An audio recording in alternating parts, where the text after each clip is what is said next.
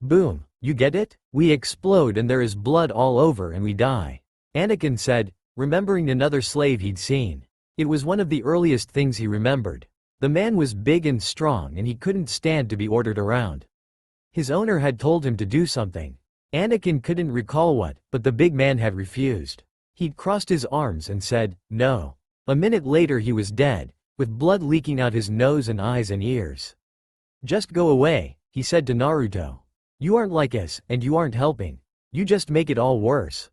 Anakin got to his feet and tried to walk, but every step felt like he was bringing his foot down on needles. Hopping along on his good foot would take forever. He was going to be late for sure. Anakin thought he might have broken his toes. Watto was going to be mad. He was going to be late and get in trouble and Watto would punish him, maybe cut his ration and they were barely making it anyway. He was shaken out of his doomed thoughts as Naruto picked him up and swung him around onto his own back. He let go and Anakin wrapped his arms around his neck to keep from sliding off. He hadn't had a piggyback ride in a while. It was years ago when he realized he was hurting his mother's back. The older boy took off at a dead run toward Mos Espa. You kick all wrong, Naruto said. Mama-sama not teach you fight? Fighting just gets a slave in trouble, Anakin said. But good trouble, yes? Anakin didn't know what to say to that. He wanted to punch Naruto and struggle along on his own, but he didn't want to get in trouble. There was no good trouble. They got to the city in a quarter of the time it would have taken Anakin to run there, and Naruto didn't look the least bit tired from the mad dash. They blurred past guards and shop owners, but the streets were still mostly empty. Anakin looked down at his transport. Naruto could run without getting tired and had shins made out of steel. Maybe he was some kind of droid. Anakin had never seen Naruto come into the shop, but he apparently knew where it was. He was a little surprised to realize Naruto had never come to bother them there. Maybe he understood he'd get them in trouble, even if he didn't understand the stakes. The shop was still dark and closed. Watto hadn't even arrived to open the security gate yet. Naruto set the smaller boy down in front of the shop, and then dropped to the ground next to him. How long you slave? Naruto asked, picking up handfuls of sand and dropping them again. Anakin pulled off his boot and rubbed at his injured toes. He considered ignoring the older boy, but he'd probably just keep asking. A lot of his anger had worn off by then, anyway. Since I was born, Mom used to be free, but that was a long time ago. She's from another world, but she doesn't talk about it much. I'll never see it, so I guess it's not worth thinking about. You talk like you give up, Naruto said. Give up what? Anakin asked. I was born with nothing but this. There isn't a way to change it. Fate picks who wins and who loses. Anakin didn't really believe he was going to be a slave all his life. But those dark thoughts were always in his mind. He figured that if Naruto thought he wasn't going to do anything, he wouldn't try either. He was very wrong. You call me idiot, Naruto said, letting his head sink down until his chin touched his chest. Fate, that word, I always hear from idiots. Naruto looked up then, and Anakin thought his eyes looked red. Not bloodshot. Anakin's heart felt frozen in his chest. The irises had changed, though maybe it was just the dawn light. They looked like the eyes in Anakin's nightmare. He blinked until the other's eyes looked blue again. Naruto's glare remained fixed even after his eyes returned to normal. Idiots say fate this, fate that, there is only fate if you don't fight. You maybe don't fight for you, but for SHMI Mama-sama you fight, for later, for. Naruto trailed off, looking confused. Anakin supposed he had exhausted his vocabulary. They sat for another 20 minutes in silence. You should go before Watto gets here, Anakin finally said. I will stay and help, Naruto said. You don't know anything about droids or engines. How can you help? Anakin challenged. He shrugged. I will help. Help is D rank. Anakin, of course, had no idea what that meant, but he knew Naruto didn't know a grounding portal from his own butt. He thought about kicking him again, but then he saw Watto fluttering up the street like an unhappy bug. Who's this? Watto asked. I think maybe I've seen him around before. He's my mother's sister's son, Anakin said, rushing to come up with a good lie. He's from a free part of the family. They sent him to find us, but his money got snatched. The ship he bought passage out on got impounded by a corporation creditor, and the bankrupt captain won't give him his money back. I didn't ask you for his life story, human, Watto said. What's he doing here if he has no money?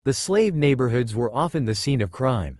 Aside from the normal quarrels that degenerated to violence, slavers would raid from time to time using overrides on implanted controllers to steal slaves to sell elsewhere. But most often the slaves were the victims of local gangs. Though they were impoverished, there was no one protecting them. It was illegal for slaves to be armed, unless they were tasked with guarding by their masters. A few carried blasters, anyway, but they weren't organized or brave enough to repel the gangs of free criminals. Security forces from the city would sometimes come out if owners paid them to check up on their property, but for the most part, they were on their own.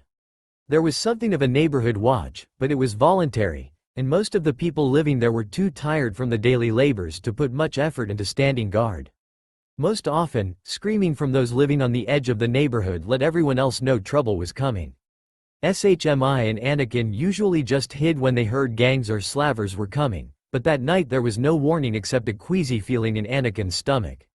He got up to ask his mother for medicine, when they heard shouting right outside the house. Shmi shoved Anakin back in his room and locked him in. They knocked in the front door a moment later. "Hello," said the first one, marching in like he owned the place. He reached out and flicked on the lights, and looked around, shaking his head in disappointment. "Anything good?" called another from outside. "Nah, just some dry old bitch," the first one said. Shmi raised her hands to show she was no threat. "Please leave us be. We have nothing worth stealing and we have to work early in the morning." Their leader just laughed as two more of them crowded inside. They were all human and they wore an assortment of knives and blasters. They hadn't bothered to wear masks, though. "What's in there?" the first one asked, pointing at Anakin's room with his blaster. "My children," Shmi said. "My sons," she amended. "Well, let's have a look." "Who?" the first one said. "Please, it's late. They're sleeping," she pleaded. They ignored her and their leader stomped forward and kicked in the flimsy door. He stopped short. Shmi couldn't see what he was looking at from where she was standing, but she did not like the happy grin that spread across the gangster's face. "Mama, you didn't tell me we had guests," a feminine voice called. Shmi's mouth dropped open as a naked blonde woman walked confidently out of Anakin's room, seemingly immune to the men's leers. "Oh, and they're cute," the woman declared in slightly accented basic. "One of your sons?" one of them asked, half laughing at Shmi's confusion. "Let's go out," the woman purred. "We'll have fun," she added, turning toward Shmi and giving her a wink. Shmi saw then that the woman had 3 lines on each cheek, and realized that somehow, this was Naruto. She tried to grab her arm, to force a warning out of her mouth, but the man with the rifle pushed Shmi to the ground. He was about to club her with the stock when the girl caught his elbow. "Hey, don't push mama around," she said, leaning back and stretching up her arms. "She does good work, yes?" The man seemed to forget Shmi was even there. "Let's go out," the woman said again. "We don't want wake up the baby, right? We might get loud." The gang members, practically drooling now, followed her out into the night. It took Shmi a moment to get her head together. She heard a pained whine from outside. She couldn't just let this happen. She grabbed the hydro spanner from under the sink and crept to the door. She heard a masculine grunt from around the side of the house, and crept towards it with the spanner held above her head. She turned the corner and froze. The spanner dropped to the ground with a dull clank. Naruto was a boy again, in his pajamas. All 3 gang members lay prone on the ground. Naruto was bending over one of them, pulling at something at the back of the man's head. Shmi realized he was trying to free a knife that was jammed up to the hilt in his skull. It came free suddenly and blood spurted up across the boy's face. He wiped it away and started going through the dead man's pockets. "It's okay Shmi mama-sama," he said without looking up. "Go back inside. I got them." She took step closer. The other 2 men's throats were slit. She gasped. "No worry," Naruto said. "Go hide. I'll fix." "Anakin, you go too." Shmi whirled, not even realizing her son was behind her. Anakin was staring at the blood, now clumping in the sand. "Are they dead?" he asked. Naruto made a sort of frustrated hiss. "Yes, bad, now dead," he said as he rolled another body over to check the back pockets. He waved Anakin over and the boy came on shaky legs. Naruto put the man's blasters and power packs in his arms. Then he handed over knives, credit chips, belts, drugs, and finally boots.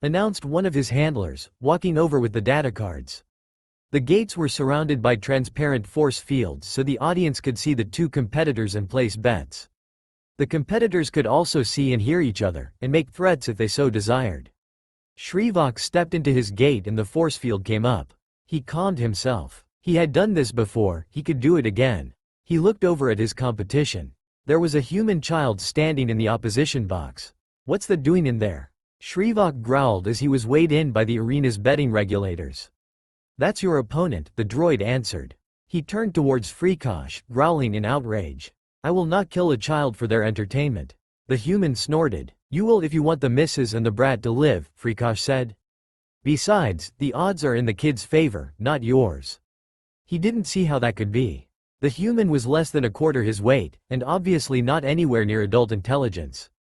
The Sinda League was an all-weapons legal tournament, so it was possible the boy had technology to make up for his physical shortcomings, but as Shrivak looked over the boy's stats as they were posted, he saw the only weapons he carried were knives, throwing stars, and wire.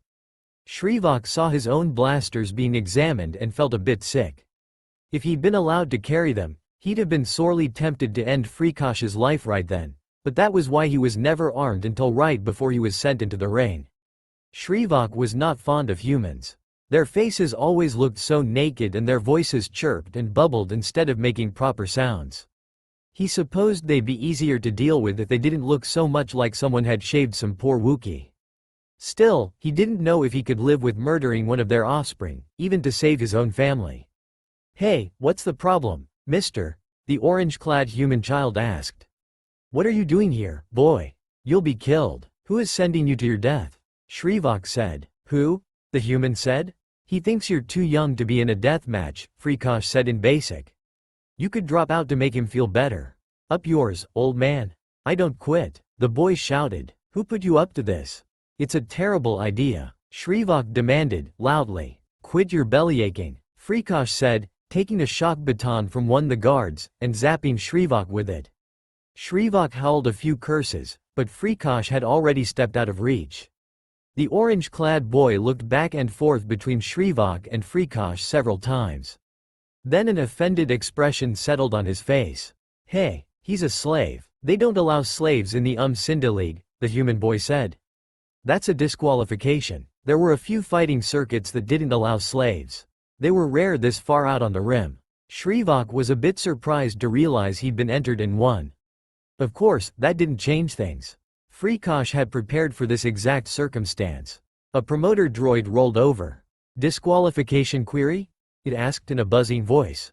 "No," Frikosh said. "Yes," said the human boy. "He's a slave. Slaves aren't allowed in this competition."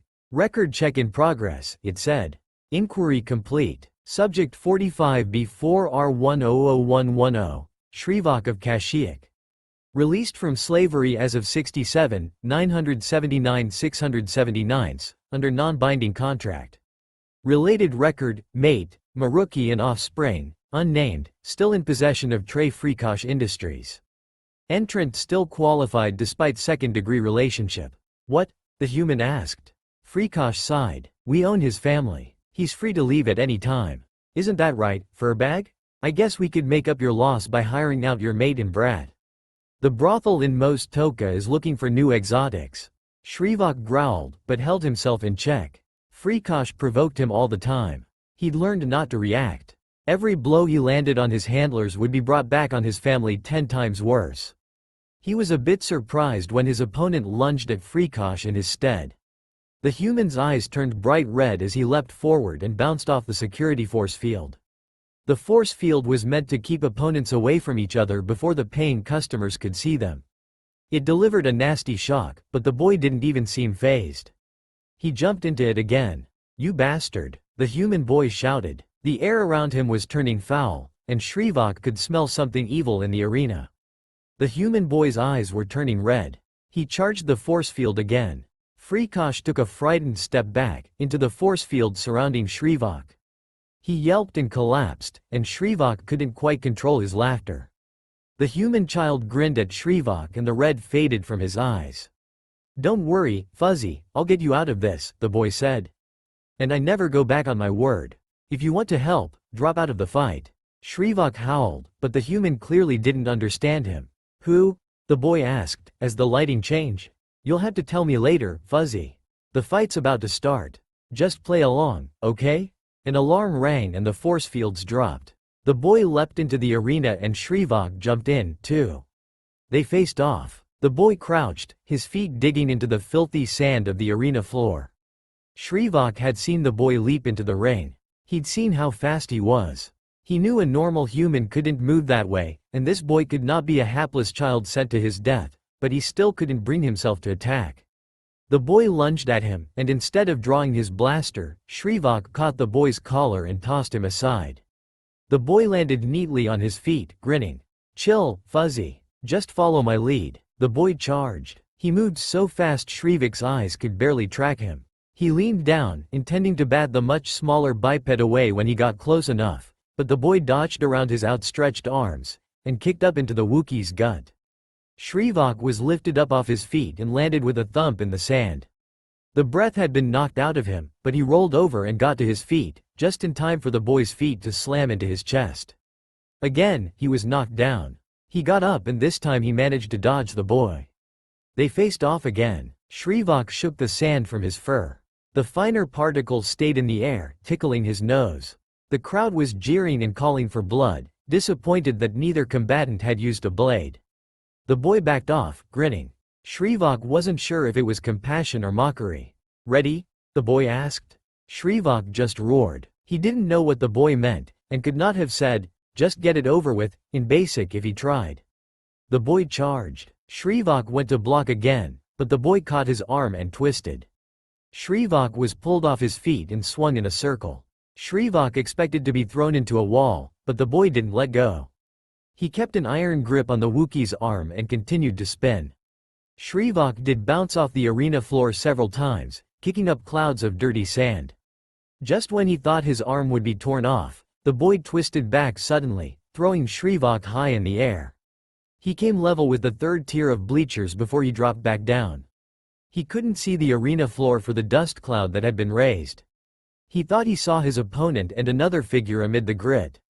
But he didn't have time to think about it. He was falling too fast. He brought up his arms to break his fall, and got his legs under him. He didn't think it would help. Bones would snap, and any way you look at it, he had lost. He had led down Maruki and Rihak. He felt a something wrap around his chest and pull. For a moment he thought the boy was going to throw him up in the air again, but then there was smoke around him and it was suddenly dark. He landed hard on a concrete floor, but not hard enough to break anything. He thought he heard a popping sound as he whirled around, trying to find the boy. He stood up and banged his head on something. He growled in frustration. Hey, mister, you have to be quiet, a young voice hissed in basic. Shrivak looked down and saw another human child, even smaller than the one he had been fighting. There was a little bit of light coming through the ceiling, and he realized he could see the bottoms of numerous alien feet and boots through a grating. They were under the bleachers. He saw another narrow slit of light in the wall. He stumbled to it, bumping his head on the low ceiling, again. He could see the arena floor. The cleanup droids were coming out to pick up a Wookiee corpse, as the human fighter in orange stood watching. As the droids rolled the corpse on a stretcher, Shrivak realized the dead Wookiee looked just like him. 5 minutes earlier, Anakin placed the bet. He tucked his datapad into his jacket and headed for the stands.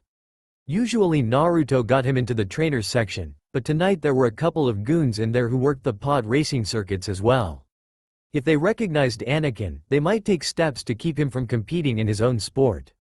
Naruto would be too busy fighting to the death to keep an eye on him. He was about to sit down when a hand clamped down over his mouth. An arm clamped around his chest and he was dragged up the steps. A few people looked in his direction, but no one said anything, much less came to his aid. He was dragged out into the hall and then through an access door. Anakin reached for the knife Naruto had insisted he wear. His fingers had just closed on the handle when the one holding him let go. Anakin pulled out the blade and whirled, but his orange-clad attacker hopped easily out of the way. You did better than the last time I grabbed you, Naruto said, grinning. You're supposed to be in the weigh-in area. Anakin hissed. I am, Naruto said. I'm a clone. Come on, we have like 1 minute. What? Anakin said. He'd seen Naruto do this two places at once thing a few times. He could not or would not explain how he did it, but it worried Anakin to no end. One Naruto caused enough trouble. We've got to save the guy I'm fighting, Naruto said. From who? Anakin asked, as Naruto grabbed his arm and dragged him into yet another hall and then under the bleachers. Okay, when the Wookiee guy gets here, find out the name of the guy who owns his family and how much they want for them. The guy's here somewhere, so you can probably buy them right after I kill him in the match, but he won't really be dead. You just explain everything to him and hide him until you've got his family free. Okay? No. What do you mean? Whose family? Anakin asked. You'll see in a minute. I've got to go, Naruto said. Naruto's hands waved in those strange patterns he called seals and then he vanished in a puff of smoke. In his place stood a 7-foot-tall, fur-covered howling creature. Anakin flinched back, bringing up his hands to protect his face. But the Wookiee didn't attack him. Anakin risked looking up at him. The huge creature was looking around, baffled. It whined. Hey mister, you need to be quiet, Anakin said. The Wookiee paused to look at him and then roared something. Anakin sighed. It wasn't going to get any better waiting. Come on, mister, Anakin said. I don't speak your language, but I think you know basic. Come on, there isn't much time. Anakin led the Wookiee to one of the data consoles he knew wasn't guarded. He pried off the cover and started slicing. After a moment, wires and circuit boards hung out the side like spilled guts. He hooked in his datapad and scrolled through the files related to all the contestants. Fortunately, this guy was the only Wookiee in the competition, Shrivok of Kashyyyk. There were a lot of linked files. He hissed in frustration. He couldn't see any obvious link to a slave owner. Bring up the data for the company that owns your family, Anakin said, handing the Wookiee the datapad, hoping he would recognize the information they needed. Shrivok made a frustrated noise. All the lines are open, Anakin said. I don't know enough about this to find them, so you have to get me started. We don't have a lot of time. Reluctantly, the Wookiee took the datapad. A few dozen keystrokes later, he had the data on the screen. Anakin took the pad back and continued slicing through the data, eventually bringing up a list of recent credit transactions between the arena and Trey Freakosh. They just got a permit to bring 2 Wookiee slaves to the morgue to pick up your body, the boy said. That's probably your family, right? Shrivok nodded. All right, you go back under the bleachers and hide, and I'll go make an offer on them, Anakin said. Shrivok shook his head. No, you have to wait here, Anakin insisted. If they see you, you'll give the whole thing away. The Wookiee roared in what Anakin assumed was a negative manner. How about we find some place closer for you to hide? Anakin said. You know this won't work if they see you. Shrivok nodded. The Wookiee followed him through a twisting series of halls. He didn't falter once on the way to the morgue, and it took him all of 10 seconds to slice the lock and get the door open. A droid inside was guarding the bodies, but it didn't react to their entrance, or when Anakin started looking under tables for a place large enough for Shrivok to hide. Eventually he managed to cram the giant Wookiee inside a supply closet, though he had to turn sideways and bend his knees. Anakin closed the door a moment before Freakosh and his party entered. The lady Wookiee was very loud, and it didn't take a genius to figure out she was very upset. She elbowed the guards who shoved her through the door. They hit her with a stun baton, but she didn't seem to care. She only settled down when the guards waved their batons in a threatening manner at the baby Wookiee. Anakin wasn't sure if the baby was a boy or a girl, and the data he sliced didn't say. Of course, he wouldn't have known the lady Wookiee was female if he hadn't peeked at the files. Freakosh was a large human. He was wearing a lot of dark clothing, and Anakin suspected there was some sort of coolant system inside it, so he wouldn't sweat in Tatooine's heat. He ignored Anakin completely as he walked into the room. It was always like that. People always thought he was useless and worthless, that he could be ignored. They underestimated him, though, and this time it was to his advantage. Hey, Mr. Freakosh, Anakin said loudly. The man looked around the room. It took a long time for his gaze to settle on Anakin. What do you want, slave? Freakosh asked. My boss heard you had a couple of Wookiees, Anakin said. He wants to buy them. And who's your boss? Freakosh asked. Uzumaki Naruto, he replied. I think he tried to kill you before the match. Freakosh snorted. Wookiees ain't cheap, boy, he said as he took out a datapad. Anakin assumed he was checking Naruto's credit. Well, they can't be worth much. Only that one could fight, and not very well, obviously, Anakin said. What's your boss want with a Wookiee? Freakosh asked. I don't know, and I don't want to know, but he told me to buy them if they weren't too expensive, Anakin said. It seems like any money would be a waste for them, but I do what I'm told. They're good for labor, Freakosh said. I'll sell you the offspring for 25,000. We haven't invested much in it yet, anyway. 15,000 for the pair, Anakin said. Nice try, kid. The female is worth at least 75,000, he said. To who? There isn't a big market for a furry, water-guzzling creature on a world like this, Anakin said. You might as well be selling Mon Calamari. Freakosh snorted again. Come on, Anakin said. They'll end up costing you more in the long run. The female's obviously gone crazy and you know she'll break something expensive the minute you get her back to your ship. She has always been a high-strung fur bag, Freakosh said. Stubborn slaves just aren't worth the trouble, Anakin said. As he spoke, he pushed against the idea, as if he could push the thought from his own mind into the man's. No, Freakosh said, sounding strangely vague. They aren't. Anakin was sweating. He wanted to wipe his forehead with his sleeve, but he thought the slaver would see that as a sign of weakness. They went on like that for another 10 minutes, Anakin mentioning the problems the Wookiees would probably cause, while Freakosh allowed for slight decreases in price.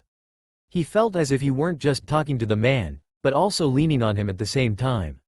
Every time the bid dropped, Anakin felt like the leaning was getting less effective. 40,000 for the pair, and you deal with refitting controllers yourself, Freakosh said.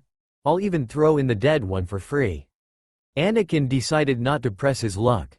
Deal, Anakin said. His hand shook as he signed the transfer and put the credit chip in the slot, all that money gone. They were so close and now they'd be starting over completely. The slaver apparently noticed his reluctance. Your owner lets you toss around this much money? Freakosh said. If I do something wrong, I won't live to regret it, Anakin said. I haven't screwed up yet. You're a pretty good negotiator, kid. You think your master would sell your contract? Freakosh asked. Probably not, the human boy said. He couldn't put on his shoes without my help. Anakin went to work on his datapad, overriding the controllers with new protocols. Well, good luck with them, boy, Freakosh said as he and his security guards started for the door. Anakin responded with a non-committal grunt. It seemed as if it was all going to work out, but then the Lady Wookiee let out a stricken bellow and threw herself at what she thought was the body of her mate. She landed hard on the corpse's chest, and it popped, vanishing in a puff of smoke. Freakosh whirled and his guards whirled with him. Oh, crap, Anakin mumbled. Shrivak roared and burst from the closet. The guards turned and fired, but Shrivik's foot caught on something and he fell beneath their line of fire. He drew his own blaster and shot one of them in the groin. Maruki grabbed up Rehawk and the human boy and yanked them behind the meager shelter of the autopsy tables as blaster bolts went flying back and forth across the room. Freakosh ducked out the door as his guards fired. Shrivak tore the top off one of the tables and used it as a shield, charging the guards. Two were struck with blaster bolts and he used the now smoldering tabletop to slam a third into the wall. The last guard darted out the door after his boss.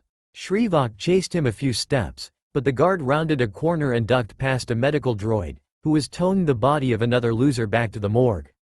Shrivak gave up the chase and returned to find his mate and child.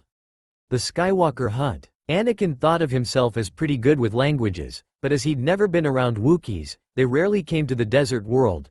He'd never had a chance to learn any. He hoped the program he'd sliced from the grid and patched into the droid was on the level. The droid's eyes lit up, and it started a vocal systems check, going through assorted strange noises before finally settling into something that sounded basically human but incredibly fussy. I am C-3PO, Human-Cyborg Relations. I am fluent in Where's the Rest of Me? I'm working on it, Anakin said. Is the Wookiee to basic program functioning? Yes, though without arms, some communicative gestures may be omitted. That's fine, Anakin said. If I had at least one arm, the droid continued. Just work with what you have, Anakin said. I suppose I'm ready, the droid said. Anakin carried the head into the main room where their guests were seated. The Wookiees started roaring. Oh my, 3PO said. Oh really, was it? Alright. Yes. I suppose, oh dear, I see. Could you have made that robot any more annoying? Naruto asked. That's the base program, he came like that. Anakin insisted. Naruto mumbled something about an A-level assassination of the designer.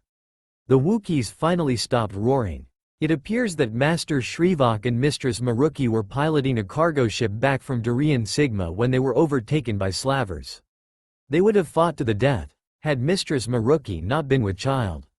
In the 6 cycles since then, they passed through 2 other slavers before Frikosh entered Shrivok in the fighting pits with his wife and child as hostage.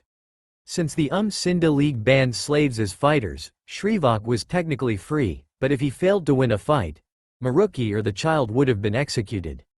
Because of your actions this night, they are now free. Furthermore, he has seen that you put their lives above the freedom of your family. For this reason, he owes you a life debt on behalf of his family. Who? Naruto said. The present. So if you save a Wookiee's life, they have to stay with you for the rest of yours and keep you out of trouble? Jiraiya asked. Essentially, yes, SHMI said. So if a Wookiee goes to the doctor. Healers are very respected in Wookiee culture even if all they do is treat mange. But most major surgeries are performed by medical droids, SHMI said. To be honest, I don't know how they decide who needs to be watched. So they lost all their money saving these Wookiees? Jiraiya asked. SHMI nodded. So what does that have to do with Naruto getting you free? Naruto probably could have continued pit fighting, but a situation arose, and he had to take some shortcuts. Jiraiya stood up and stretched. Let me guess, this shortcut leads to another long story. Am I boring you? SHMI asked. I ramble on sometimes, I know. If you are feeling well enough, we could take a short walk to the village museum, SHMI said. Jiraiya figured he could use the exercise after the long morning of sitting and listening. He nodded and they set out. The pace was very slow, and from the moment they left Shmi's house, the Sannin felt like he was about to catch fire from the intense sunlight. SHMI didn't seem bothered at all, though, nor did the people they passed. Jiraiya kept an eye peeled for the tentacle-headed woman he'd met on the sand boat to the village. But all he saw were dozens of modestly clothed individuals, hiding their skin from the sun. Quite a few of them noted Jiraiya's headband, and exchanged excited whispers in a language he still couldn't understand. Jiraiya nodded to the ones who made eye contact. His legs were starting to feel shaky by the time they reached the museum, though they probably hadn't gone even a quarter mile. He held the railing as they walked down the steps toward the entrance. From the top, blinded by the sun, Jiraiya had thought the entryway was an arch with elaborate carvings, but as his eyes adjusted, he saw the path leading into the building led through the mouth of a huge reptilian skull set into packed sand walls. He reached up as they walked through. His fingers barely brushed the tips of the creature's dagger-like teeth. That was a Kirat dragon, SHMI said. If you want that story, SHMI said, put your hand on the plaque.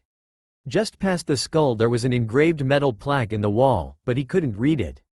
Under the plaque there was a small black dome with a blinking light inside it. Jiraiya obeyed, brushing his fingers across the metal.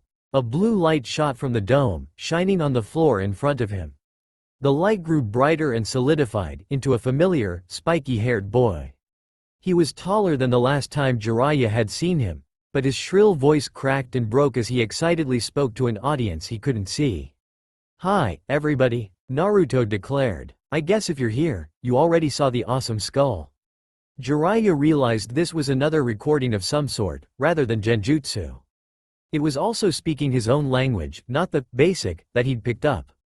Alright, the glowing, semi-transparent Naruto said. This takes a while, and I've recorded this 5 times already, so I know, so if you have to pee or something, maybe you should go and come back. You can pause this by touching the plaque again. No? Alright, let's do this. That's all for now. If you enjoy then please like, share and do comments.